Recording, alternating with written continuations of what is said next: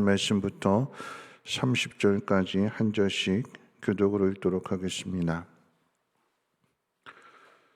예레미야서 22장 24절로 30절까지.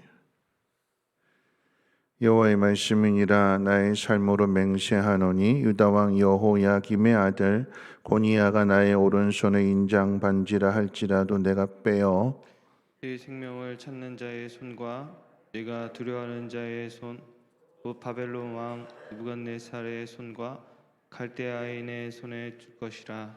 내가 너와 너를 낳은 어머니를 너희가 나지 아니한 다른 지방으로 쫓아내리니 너희가 거기에서 죽으리라. 그들이 그들의 마음에 돌아오기를 사모하는 땅에 돌아오지 못하리라. 이 사람 고니야는 천하고 깨진 그릇이냐 좋아하지 아니하는 그릇이냐 어찌하여 그와 그의 자손이 쫓겨나서 알지 못하는 땅에 들어갔는고. 땅이여 땅이여 땅이여 여호와의 말을 들을지니라. 같이 있습니다. 여호와께서 이와 같이 말씀하시니라. 너희는 이 사람이 자식이 없겠고 그의 평생 동안 형통하지 못할 자라 기록하라. 이는 그의 자손 중 형통하여 다윗의 왕위에 앉아 유다를 다스릴 사람이 다시는 없을 것임이라 하시니라. 아멘. 오늘 이 본문의 이야기는 유다가 망하게 될 때에 끝에 있는 바로 앞에 있는 왕인 거지요. 예레미야 시대 내 왕에 대해서 이야기한다면 살룸, 그리고 어저께 살펴본 여호야김 다음에 여호야긴이 왕이 됩니다. 그리고 이제 마지막으로 시드기야를 통해서 이제 유다의 역사가 끝나게 되는데, 성경학자들이 이야기할 때 주전 598년에 느부갓네살이 예루살렘을 공격하게 되고 이때 여호야김이 죽는 것으로 그렇게 알려져 있습니다. 여호야김이 죽게 되니까 그의 아들 고니야가 왕이 되어서 여호야긴이라고 하는 이름을 갖게 됩니다. 이때 여호야긴의 나이가 18살입니다. 바벨론이 침공하게 되니까 예레미야 선지자가 말한 대로 항복해라. 그게 너희의 살 길이다. 하나님께서 예루살렘을 심판하신다. 그게 하나님 뜻이었잖아요. 끝까지 싸우겠다라고 하는 사람은 죽을 것이고, 물론 뒤에 시드기야 때도 똑같은 일이 일어나게 되지만, 근데 하나님께서 바벨론의 손에 이스라엘 백성들을 넘기셨기 때문에 항복하는 것이 살 길인 거지요. 그래서 그런지 모르겠지만 여호야긴은 왕임에도 불구하고 바벨론에게 항복하게 됩니다. 그래서 왕이 된 지 석 달 만에 바벨론으로 끌려가게 됩니다. 앞서 살룸은 왕이 된 지 석 달 만에 애굽으로 끌려갔는데 거기서 비참한 삶을 살다 죽게 되는데, 이 여호야긴 역시도 왕이 된 지 석 달 만에 이번에는 바벨론으로 끌려가게 됩니다. 자, 이런 바벨론으로 끌려간 이 여호야긴의 모습을 우리가 오늘 읽은 말씀 28절은 이렇게 이야기하고 있어요. 이 사람 고니야는 천하고 깨진 그릇이냐 좋아하지 아니하는 그릇이냐 어찌하여 그와 그의 자손이 쫓겨나서 알지 못하는 땅에 들어갔는고. 사람들의 평가예요. 한 나라의 왕이 되었는데, 그런데 딱 석 달 통치하고 바벨론에 의해서 포로로 잡혀가게 되는 왕인데, 그 모습을 보면서 깨진 그릇이냐, 하나님이 이 사람을 좋아하지 않느냐, 그래서 하나님께서 이렇게 심판하셨느냐, 왜 이렇게 됐을까, 왜 그의 자손들이 다 망하게 된 모습으로 비참하게 살아가는 것일까. 세상 사람들의 이야기입니다. 이 여호야기는 여러분, 이 이야기가 열왕기하 23장과 24장에 걸쳐서 자세하게 기록되어 있는데, 여호야기는 이제 바벨론을 끌려가서 36년 동안이나, 우리가 일제 강점기 30년을 지내야 됐던 것처럼 바벨론의 포로로 잡혀가서 36년 동안의 감옥에서 지내게 됩니다. 그런데 37년째 바벨론 왕이 이 여호야긴을 풀어줘요. 그리고 유다의 왕이라고 하는, 물론 속국이겠지만 유다의 왕의 예를 갖추어서 그래서 자신의 식탁에서 같이 밥을 먹게 하고 예우를 해줍니다. 그러면서 그곳에서 여호야긴은 7명의 자녀를 바벨론에서 낳게 됩니다. 그런데 하나님 뭐라고 말씀하셨는가? 여호야긴의 아들들이 더 이상 유다의 왕이 되지는 못할 것이다. 여호야긴이 석 달 만에 포로로 잡혀간 이후에 그의 삼촌, 그러니까 요시아의 아들 시드기야가 마지막 남유다의 왕이 되어서 11년간을 통치하다가 다시 느부갓네살의 침공을 받아서 그래서 마침내 유다는 망하게 됩니다. 다윗 왕조가 끝나는 거예요.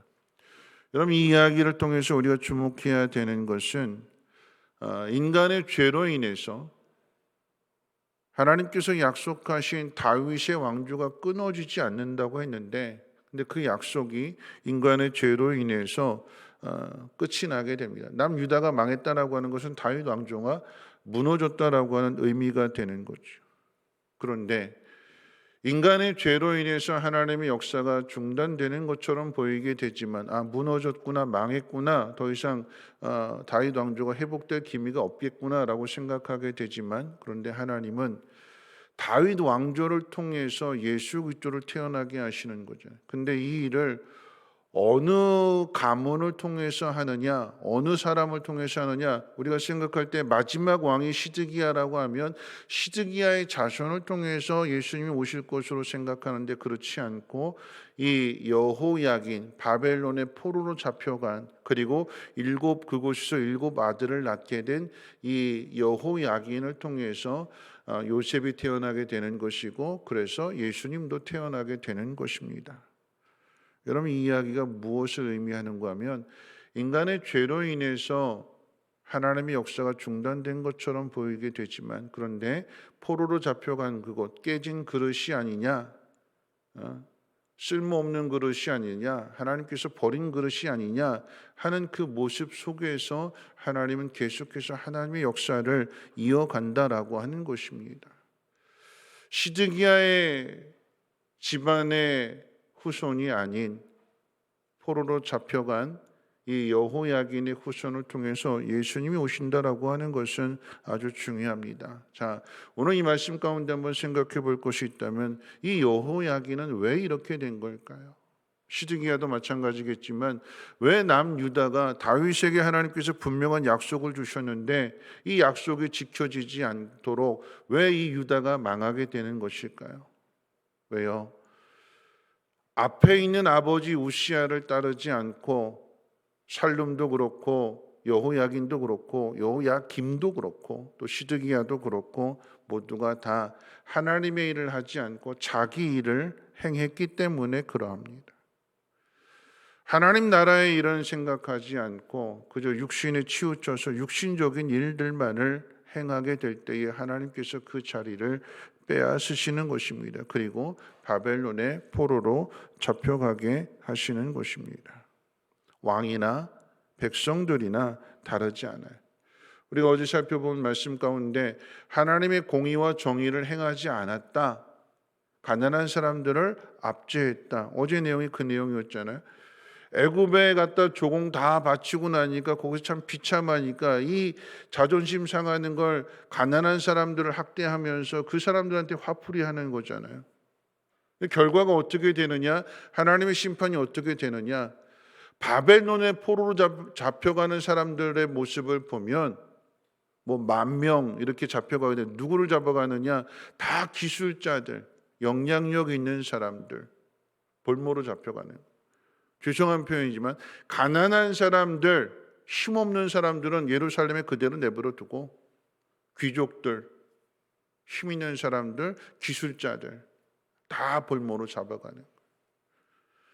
하나님이 주신 그 위치에서 하나님의 뜻을 이루지 않고 그저 자기 생각만 하며 살아가는 그 사람들이 결국은 그 땅에서 쫓겨나게 된다라고 하는 것을 역사적으로 우리에게 가르쳐 주는데, 그런데 더 중요한 교훈이 있다면, 여러분, 하나님께서 하나님의 일을 하지 않아서 그들을 하나님 땅에서 쫓아내셨다면, 오늘 말씀 가운데 29절에 3번이라 이렇게 이야기하잖아요. 땅이여 땅이여 땅이여. 어느 땅을 이야기하는 걸까요? 유다 땅입니다. 예루살렘입니다. 땅이여 땅이여 땅이여라고 하는 것은 땅을 세 번이나 이야기하는 것은 판결이에요. 판결. 하나님의 심판입니다. 하나님의 판결이 내려지게 되는 거예요. 여호와의 말씀을 들을지니라. 그러면서 30절에 뭐라고 이야기하는가? 여호와께서 이와 같이 말씀하시니라. 너희는 이 사람이 자식이 없겠고 그의 평생 동안 형통하지 못할 자라 기록하라. 이는 그의 자손 중 형통하여 다윗의 왕위에 앉아 유다를 다스릴 사람이 다시는 없을 것입니다. 실질적으로는 7명의 아들을 낳지만 그 7명의 아들이 왕이 되지 못한다라고 하는 얘기예요. 다윗의 가문, 육신적인 가문은 이것으로 끝이 났다. 그런데 포로로 잡혀간 그곳에서 7 아들 가운데 아까도 말씀드렸지만 요셉이 훗날 태어나게 되고 그 요셉을 통해서 예수님이 태어나신다. 그래서 참 왕이신 메시아가 인간의 실패된 그 자리로부터 하나님이 하나님의 일을 계속해서 이어가고 계신다라고 하는 사실을 우리에게 가르쳐 줍니다. 오늘 말씀을 우리가 생각해 본다면 왜 이렇게 되었는가? 왕이라고 하면 우리가 생각할 때에 왕이니까 이제 마음대로 하겠구나. 다윗의 후손으로 태어나는 모든 사람들의 꿈이 왕의 혈통을 가지고 왕자로 태어나는 사람들의 꿈은 왕이 되는 게 목표잖아요. 여호야긴은 왕이 됐어요. 심지어는 자기 삼촌인 시드기야까지 제쳐놓고 왕이 됐어요. 근데 왕이 된 지 3개월 만에 왕다운 왕노릇도 해보지 못하고 바벨론의 포로로 잡혀가는데 여호와 보시기에 여호야긴도 짧은 3개월이지만 악을 행했다. 아니 18년 동안 18살의 왕이 되도록 계속해서 하나님을 섬기지 않는 악을 행하는 그런 모습을 살았기 때문에 심판을 당하게 되고 쫓겨나게 되는 거죠. 여러분 우리도 다르지 않습니다. 우리의 목표가 이것 하면 편안해지겠지, 이것 하면 잘 살겠지 하는 세상적인 목표를 가지고 열심히 달려왔는데 근데 그 자리에 올랐는데 오래 가지 못해요. 여러분 돈 열심히 모았는데 병에 걸려서 그 돈 써보지도 못해요. 그 자리에 올라가면 내 마음대로 할 수 있을 거라고 생각했는데 막상 그 자리에 올라가는데 내 마음대로 하지 못해요. 왜 이렇게 되느냐?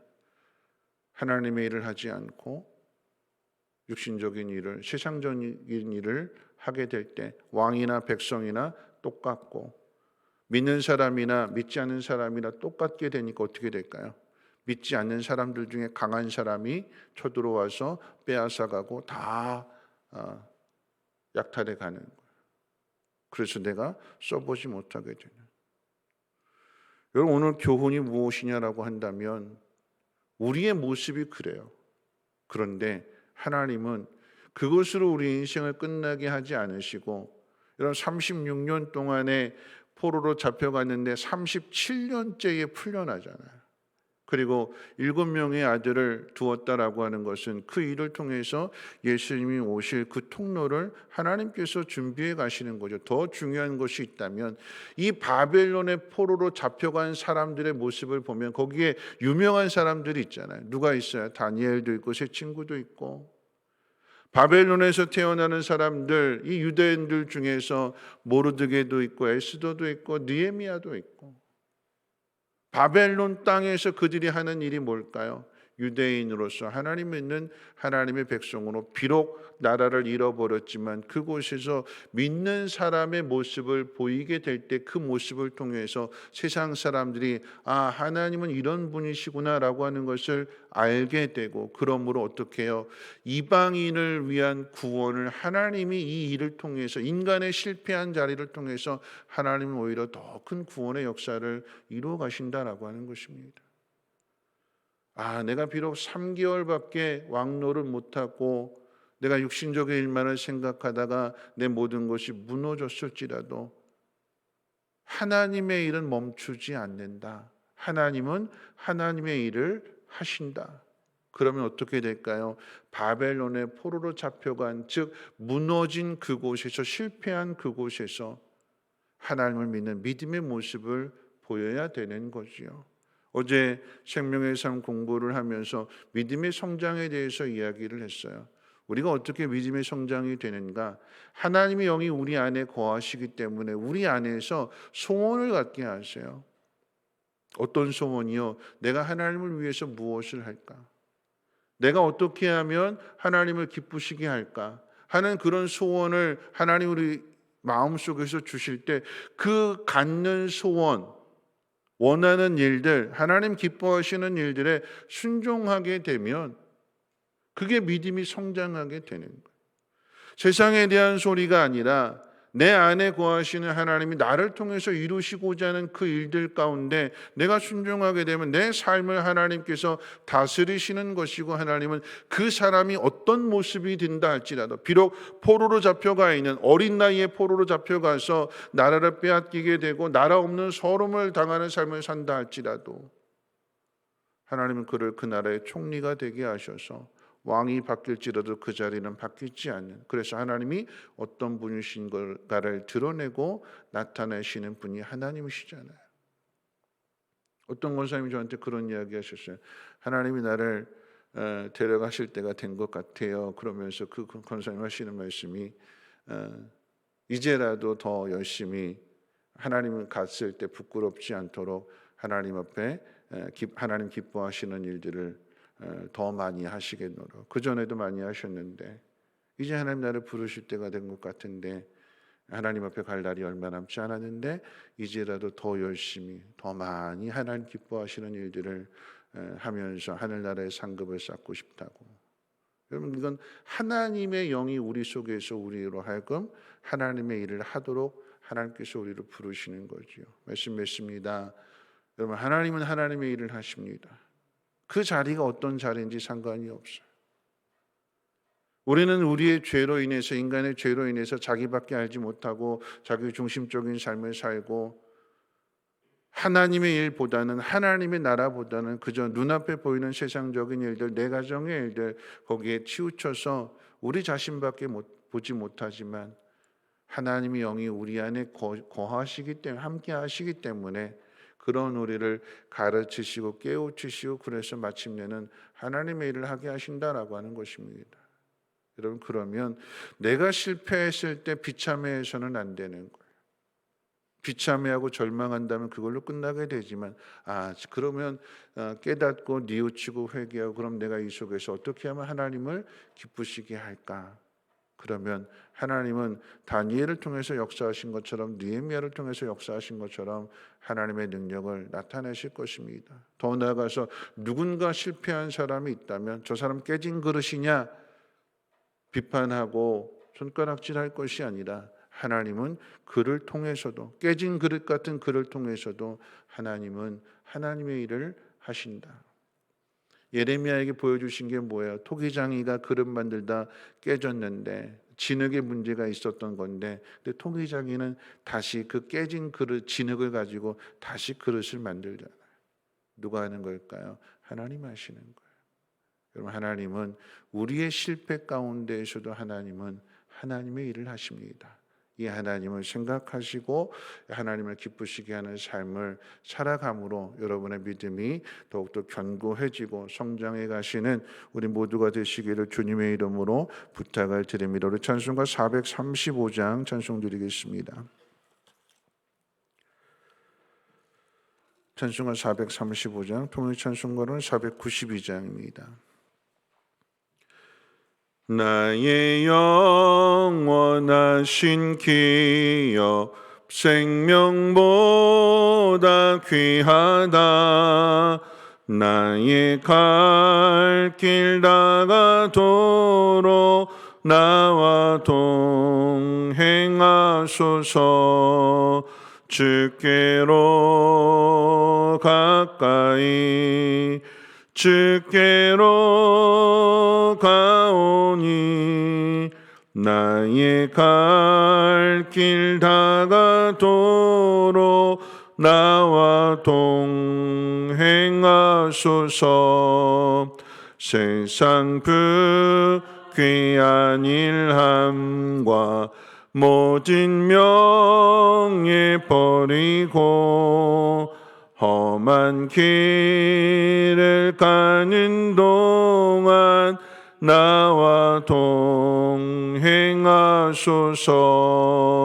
주께로 가까이 주께로 가오니 나의 갈 길 나가도록 나와 동행하소서.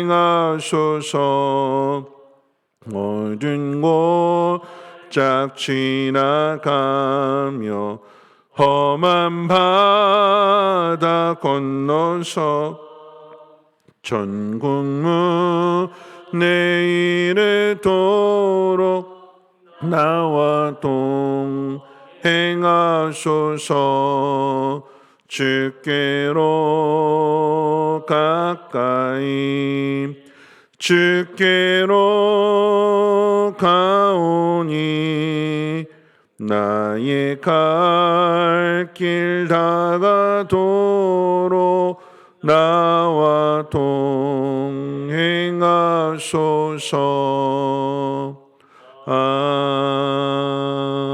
아멘. 오늘 말씀 생각하면서 함께 기도하실 때 이 여호야긴이 왕임에도 불구하고 석 달 만에 포로로 잡혀가는 그 모습을 보면 세상 사람들이 얼마나 비웃겠습니까? 여호야긴은 깨진 그릇이냐, 천한 그릇이냐, 하나님이 좋아하지 않는 그릇이냐, 버려진 것 같고 깨진 것 같은데, 근데 그 속에서도 하나님은 하나님의 일을 행하십니다. 오늘 우리가 어떤 자리에 있느냐가 중요한 것이 아니라 어떤 일을 하느냐가 중요하지요. 우리가 하나님 기뻐하시는 그 일들, 하나님의 나라를 소망하고 하나님의 일들을 감당해야 되는데 그렇지 않고 육신의 일에만 우리가 머물러 있다면 여러분 그 결과는 심판밖에 없습니다. 혹 깨어진 그릇이 된다 할지라도 하나님 그 속에서 하나님의 일을 행하십니다. 나뿐만 아니라 다른 사람들에게도 마찬가지이기 때문에 함부로 판단할 일들이 아니라 하나님의 일을 나타내 주시고 우리가 그 뜻 가운데 어느 자리에서든 순종하는 사람들, 그래서 하나님의 뜻을 이루어갈 수 있는 믿음 있는 사람들 되게 해달라고 우리 함께 통성으로 하나님 앞에 기도하도록 하겠습니다. 거룩하신 하나님, 오늘 이 새벽에도 구별하시고 하나님 귀한 전으로 인도해 주심을 감사합니다. 하나님, 왕이 됐는데 석 달 만에 포로로 잡혀가게 됩니다. 비참한 삶을 살아가게 됩니다. 그래서 깨진 그릇이냐, 하나님이 좋아하지 않는 그릇이냐 하는 비난의 소리도 듣습니다. 하나님 조롱의 소리이기도 합니다.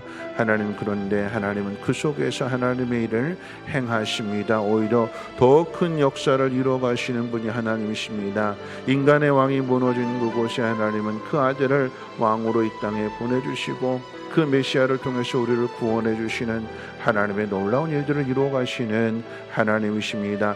유대인들만을 구원하는 것이 아니라 이방인들을 구원하시기 위하여 그 이방 땅에 하나님이 어떤 분이신지를 믿음 있는 사람을 통해서 나타내시는 것처럼 하나님, 오늘 우리가 있는 자리가 어떤 자리이든 성공이냐 실패냐 하나님 그것이 중요한 것이 아니라 그 자리에서 하나님이 기뻐하시는 일들을 마음의 소원으로 삼고 하나님 순종함으로써 하나님의 나라를 이루어갈 수 있는 우리의 모습들 되게 하옵소서. 하나님, 이전에는 하나님 세상의 기쁨을 위해서 살고 나를 위해서 살았을지라도 이제는 하나님 기뻐하시는 일들을 위해서 하나님 결단하게 하시고 순종함으로써 하나님의 영광을 세상 가운데 나타낼 수 있는 우리 모두가 되어줄 수 있도록 하나님 은혜를 베풀어 주시옵소서.